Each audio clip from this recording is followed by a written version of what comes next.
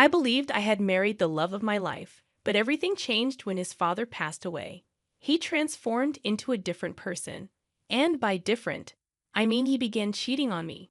However, the situation took a much darker turn when he discovered the inheritance that came with his father's passing. He wasn't pleased with the conditions, and I wasn't willing to give in to his demands. My husband spiraled out of control after his father's death, and I couldn't tell if it was due to grief or sheer defiance. It made me wonder if I had unwittingly married a complete psycho. For some background, I had met my husband at a charity event for work. We struck up a conversation and exchanged numbers, though we didn't start talking seriously until a few months later. He appeared charming and sincere, showing particular interest in my worldview, especially since he had grown up in a staunchly religious household, while I held no religious beliefs. I was concerned that this might pose a problem, but he always reassured me that it wouldn't. He even joked about his family's disapproval of him dating someone non-religious. Looking back, I wonder if this was his sole reason for dating me, given what I know now. After a year of seeing each other, he decided it was time for me to meet his family. I remember feeling incredibly nervous about how they would receive me, given my non-religious beliefs, especially his father. Aiden had described his dad as tyrannical, ruling their lives with an iron fist. He claimed that he missed out on many experiences due to his father's strictness during his upbringing. Needless to say, I was already terrified of his father before I even met him. We were headed to a small family dinner at their place, with only his immediate family present: his parents, his brother, his sister-in-law, and their child. When we arrived, his brother was outside on the phone, so I was introduced to him first, and he seemed friendly enough. The next person I met was Aiden's sister-in-law and her 3-year-old niece.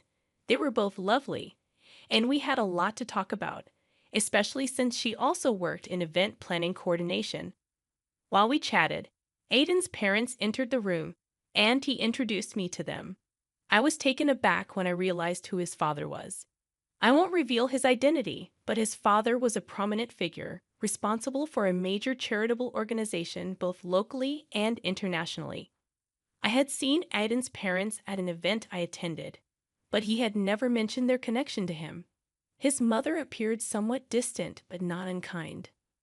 I later discovered that Aiden's mother had always been cautious around the girls he brought home because he had a tendency to be attracted to what he called the wild type. Surprisingly, Aiden's father was the complete opposite of what I had expected. He was genuinely kind and understanding, not bothered at all by my lack of religious beliefs. He explained that he valued kindness and principles in people, regardless of their religious background. During our conversation, he shared that Aiden's sister-in-law used to handle the foundation, but had become less involved after becoming a mother. He believed in not taking people away from their families, especially when their children were young. That's why he had outsourced the last event to me. Contrary to my initial assumptions, Aiden's family turned out to be ordinary people with a touch of religion in their lives. Aiden downplayed his father's acceptance, suggesting that his dad probably assumed it was just another phase during his college years. He claimed he had dated numerous girls back then who were what he vaguely referred to as out there, and his parents had always viewed it as an act of defiance.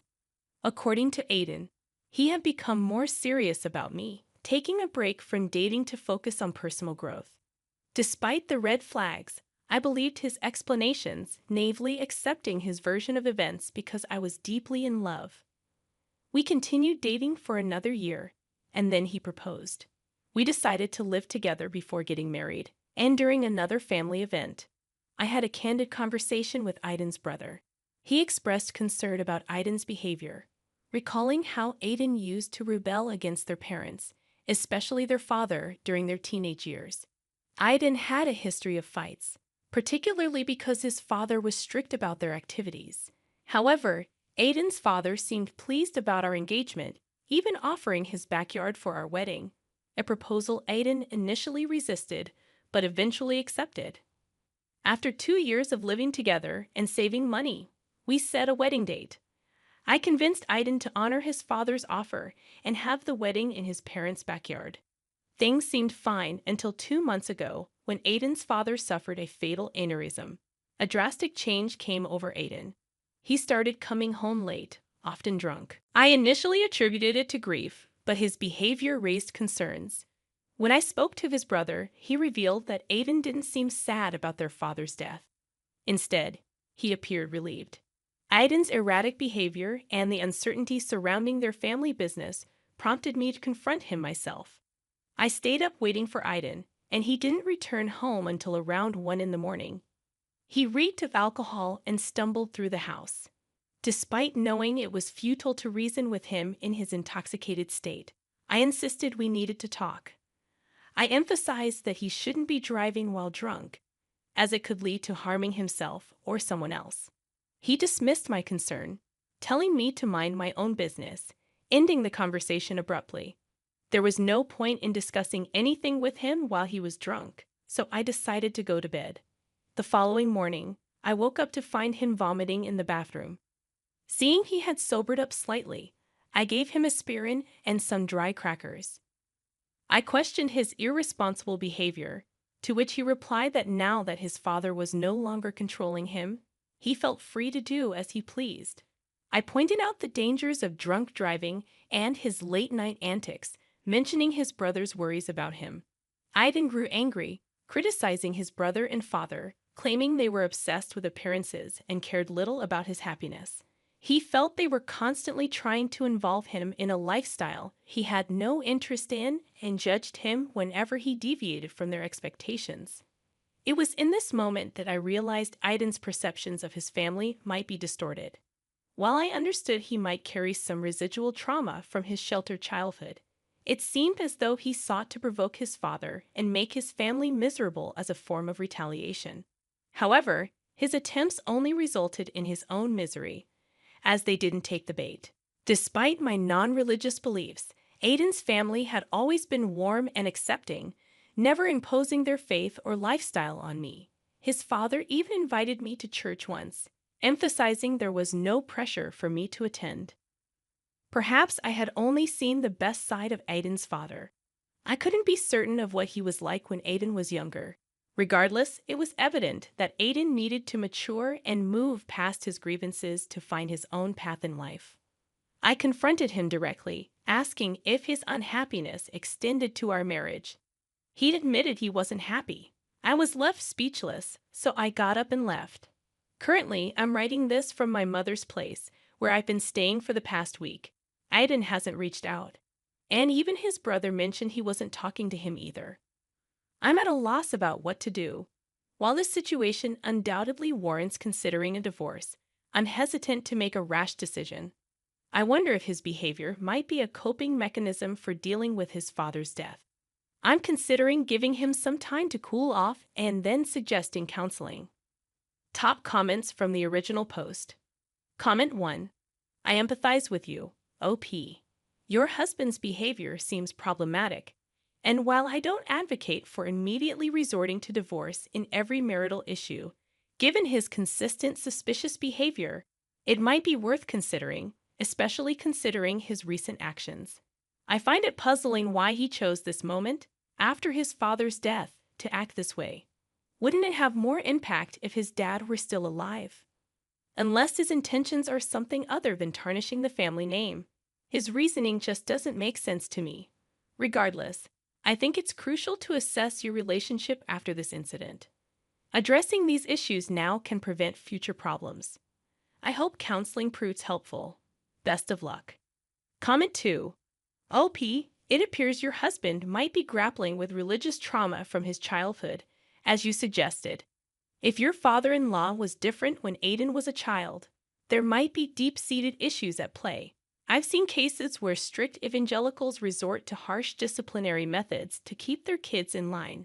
Some churches even pressure members to remain in unhappy marriages, fearing divorce. Aiden's fixation on his father's opinion indicates underlying issues that need exploration.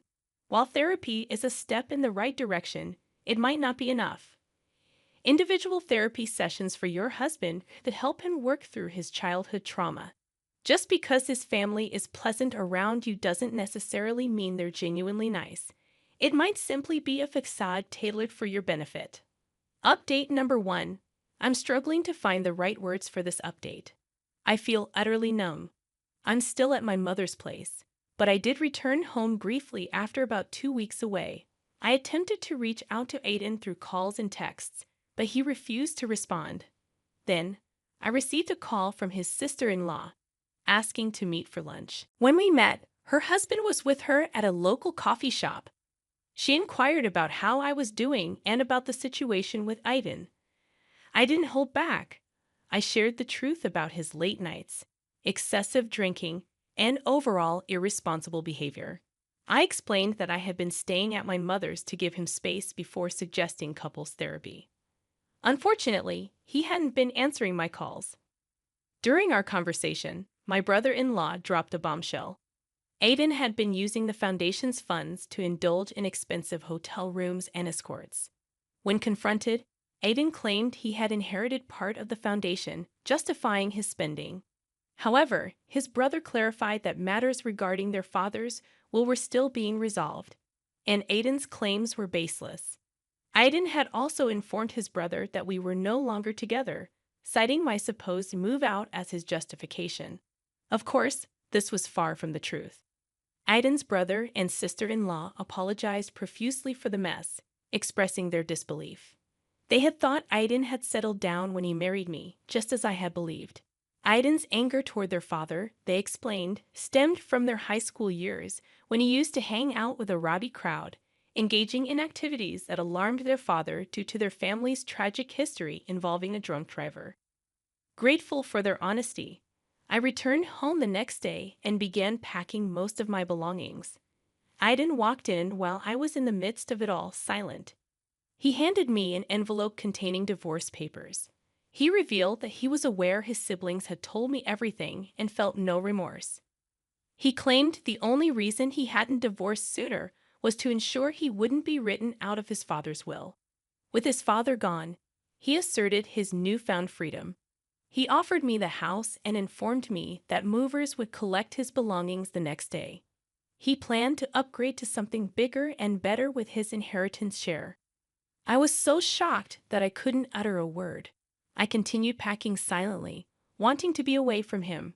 Once I had loaded my belongings into my car, I drove back to my parents' place. I showed them the divorce papers and retreated to my room, where I broke down in tears.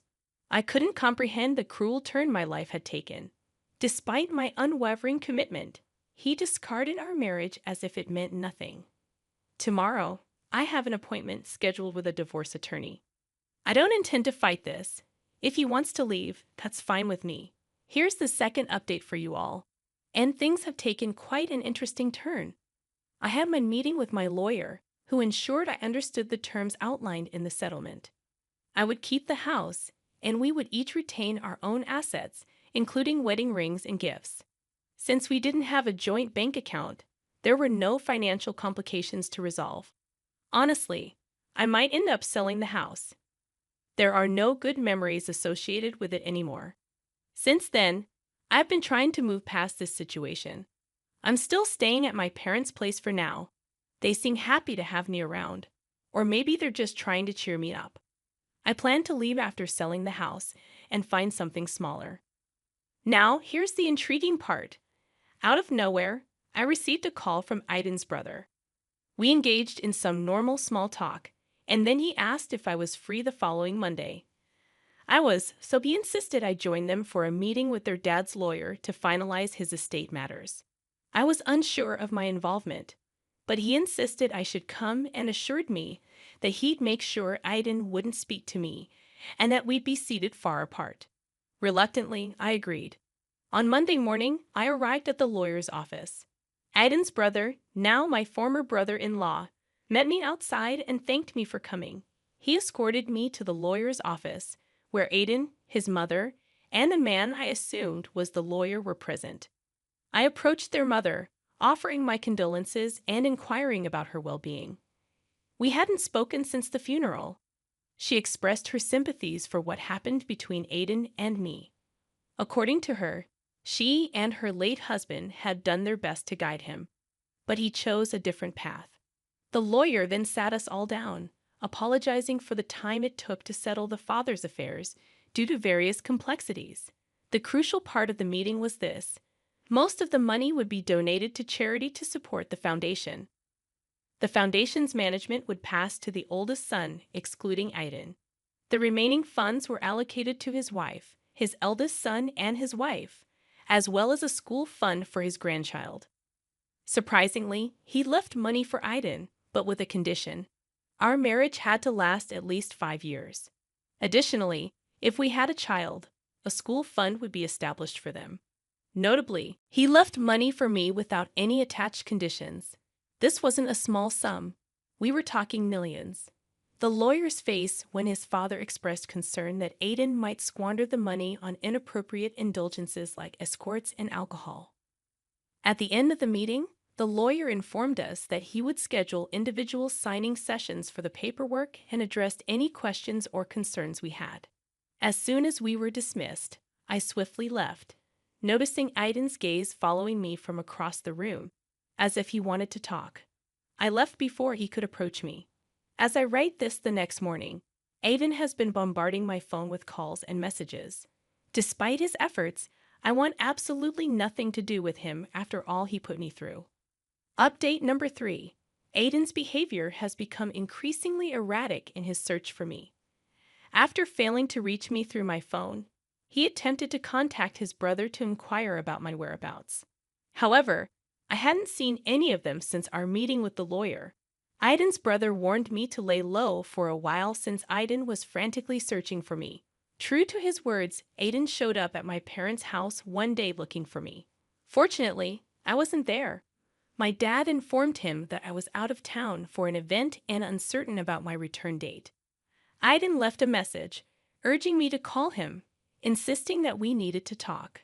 I had no desire to engage with him further, but his persistent attempts to reach me pressured me into making the call to put an end to his relentless pursuit. I decided to call him when I knew I had ample time and emotional strength to handle the conversation. I didn't want him to believe he still held any power over me.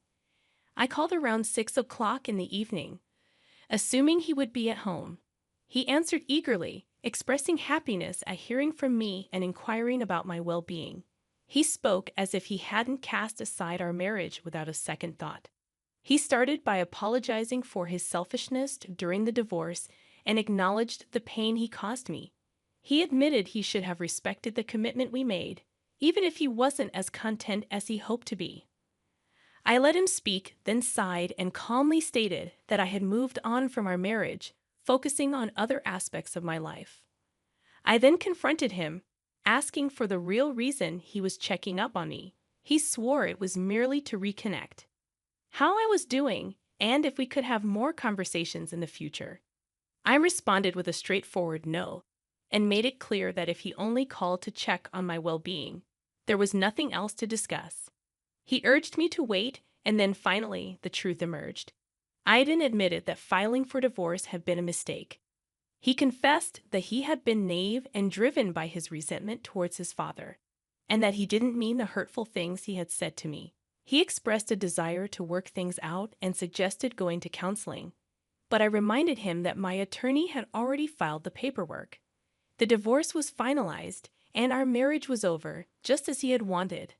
I pointed out that he was the one who initiated the process and followed through with it, and I had given him the freedom he sought.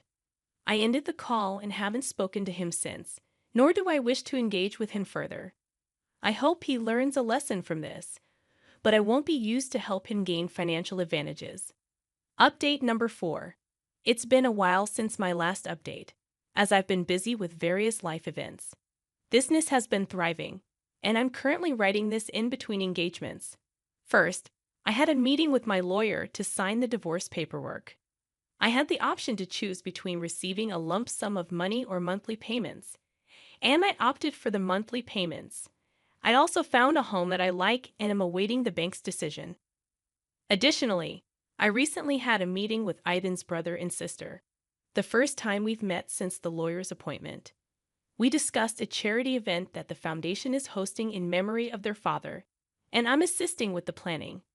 As a part of the event, I've been scouting various venues. During our conversation, I received an update on Aiden. He had falsely accused me of taking the house from him in the divorce. However, they already knew this wasn't true because divorce filings are public and can be accessed by anyone. When they asked him why he was lying, he expressed frustration and stated that I should have given him the house back, given that I had received a substantial sum of money from his father. I clarified that if he wanted the house back, it was available on the market, and he could purchase it. They also mentioned that he was living in an apartment near his workplace, and he inquired about how I was doing through his brother. If he could get more involved in the foundation to earn some extra money, but his brother shut down that idea. He made it clear that there was no way Aiden would be put on the payroll, especially after the stunt he pulled with the foundation funds. And that's the extent of the drama up until now. I'm sincerely hoping this marks the end of it, as I am determined to move past Aiden and all the chaos he brought into my life. I refuse to let him waste another moment of my time. Top comments from the updates. Comment number 1. Well done, OP, for not falling into his trap. As much as divorce is painful, it's sometimes akin to removing a tumor. This guy was toxic for you and merely used you to fulfill his sick revenge fantasy against his father. It seems like his dad was aware of his son's questionable character and ensured he received something for his pain. He appeared to consider you a part of his family. Kudos to your brother-in-law for supporting you. Many men stay silent when their friends and family members behave atrociously. I'm relieved he's not one of them. Additionally, don't let your ex manipulate or pressure you into having a child together. He'll likely continue bothering you. So don't give in, OP. Comment number 2. I somewhat agree with your ex, OP. Perhaps you could have at least given him the house back. I understand the divorce was finalized, and the paperwork was in order, and I comprehend the pain he caused you. However, it feels petty to deny him a place to live. I'm certain your lawyers could have navigated the bureaucratic hurdles and transferred the house to his name. Also, your father-in-law is just as petty. Why did only your husband have conditions on his inheritance? If he wanted to squander it irresponsibly, that should have been his choice. Forcing someone to stay married for 5 years just to obtain the money feels distasteful. All right, let's have a discussion about this. I'm curious about your thoughts, especially concerning the last comment. This specific comment stirred up quite a reaction in the original post. Almost everyone disagreed with the commenter.